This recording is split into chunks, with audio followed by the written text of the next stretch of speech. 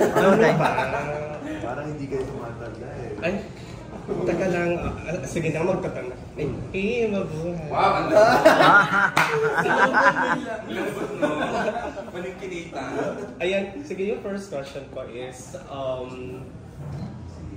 how did you build the chemistry? Kasi usually, yung chemistry that you're used to is between a love team. But this one is parang among brothers. That's a good Love question. team pa rin. Love team pa rin ba? Paano nyo yun dinibel? Si Kyle kasi, ka-age yun ng brother ko eh. So, it was kind of easy for me to put him in that mindset na talaga nasa brotherhood stage kami. And syempre, ang tagal na namin magkaibigan. So, we do see each other a lot outside of work.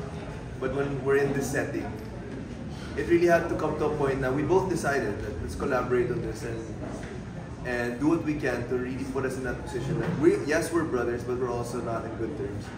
So, yeah, we had to go through workshops, a lot of preparation, and a lot of collaboration between me and him. We always talk about it. How can we go inside this cycle na ganito yung mindset natin, ganito yung chemistry natin, tsaka sa mga eksena. At syempre, nakatulong na rin na matagal kami magkakilala. And we really do see each other as friends outside of showbiz. Yeah. Like you said, matagal na po kami magkakilala. So I think the best thing that we had, more than having to build chemistry, we already had the trust for each other as brothers. True. And I think sobrang mahalaga yun, lalo na sa dalawang lead. If we were to have to lead the show, we have to trust each other and being able to give our best to each other and being honest with each other kung anong naramdaman namin sa isa't isa tungkol sa characters namin, you know. That's what I love about the way we were working kasi hindi kami naiilang no, sabihin sa isa't isa, pwede mong gawin to, mas okay to, or gawin mo to para mag-react ako ng ganun. So, yun yung I think the edge that we had. Kasi hindi kami natatakot sabihin kung anong gusto namin sabihin sa isa't isa. Tsaka yung love team, mas gusto nyo isa't isa. Ito pamilya eh. So, ibang class relationship yun. This is like, actually, deeper than blood kasi hindi naman kami blood related. Pero, we treat each other as talagang brothers. So, that's where the difference is. For Donnie, since first time mo bang gumawa ng parang action na project, and would you consider na ba in the future, bilang maging action star, like next Coco Martin na ba? Oh my gosh.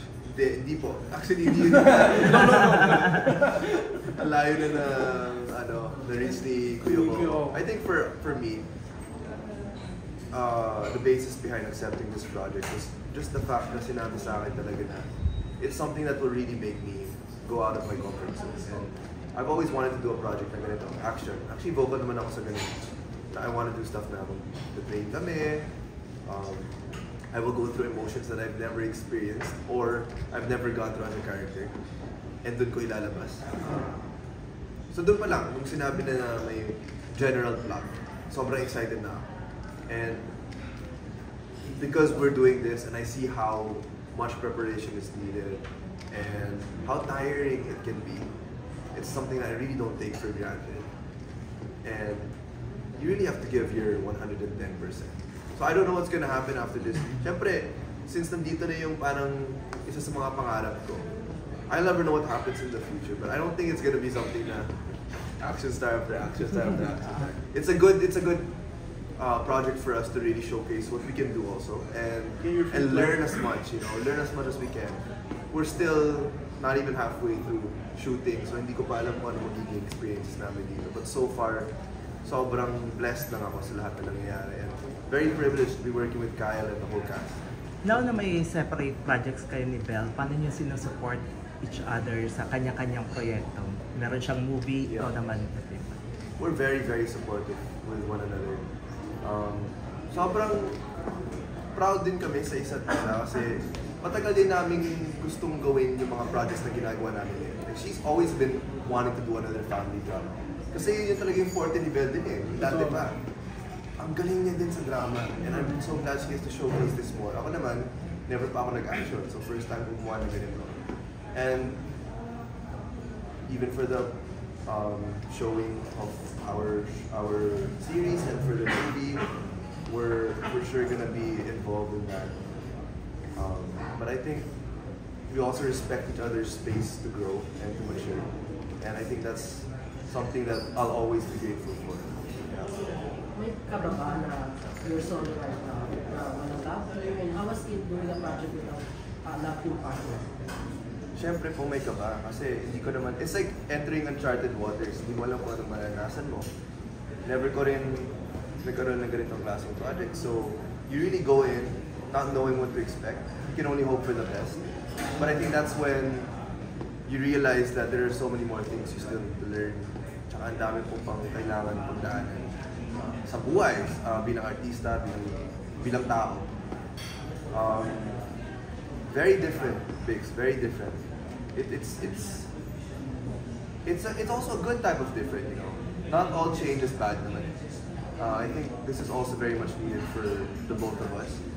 And even to answer your question before, it's different chemistry, diba? Hindi naman sexual tension ang hinahanap dito. Hindi parang kung magkaka-developan ba yung dalawa. It's more of how will they get through this danger? How will they fight together? Paano matetest yung boundaries ng isa't isa. So, it's very different. And of course, the pressure is there. But I think that's where the growth happens. Yeah. Bali matagal na kayo magkaibigan niya. Pero ano yung na-discover ninyo? Mga bagong discoveries ninyo? You start. Ako muna. Hindi ko na ulitin yung sinabi ko kanina. Ano pa ba mga na-discover ko sa'yo?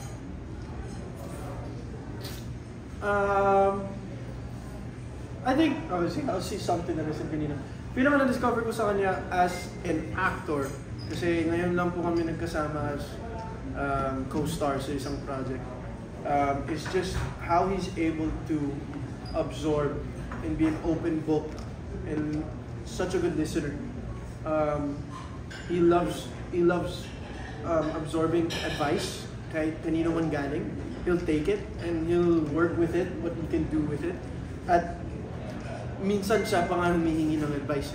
And for him to be that honest and that open, it takes a lot. And I really appreciate that he's able to even ask me for some tips sometimes. And I'm like very happy with how open he is about how he feels about the scene and how he wants to attack it. So yun yung pinaka na-appreciate ko sa kanya. Walang ere, you know, because a lot of people will be, especially in this kind of project, a lot of people won't ask their co-star because they don't want to look weak in that way.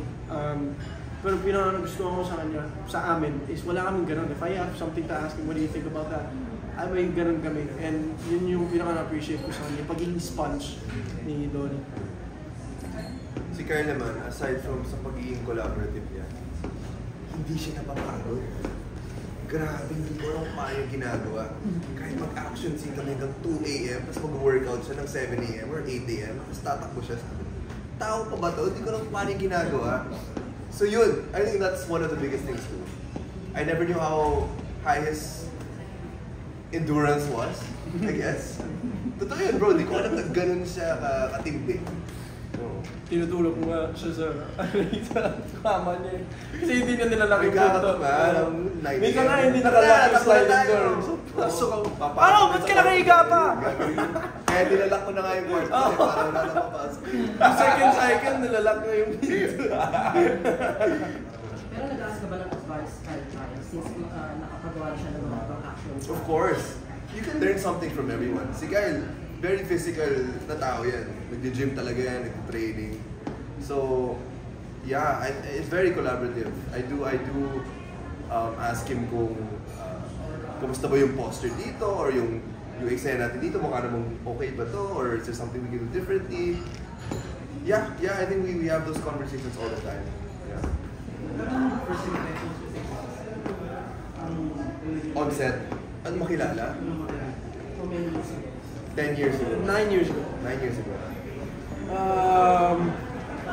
Well, we always tell the story, but I always say it again. This guy memorized my first ever single that I ever released as an artist. And every time na pupunta ako All for me yung tawag. Yes. Every time na pupunta ako sa Asap Chill, ang kakantahin niya sa akin at nagugulat talaga ako. See, I only met him there.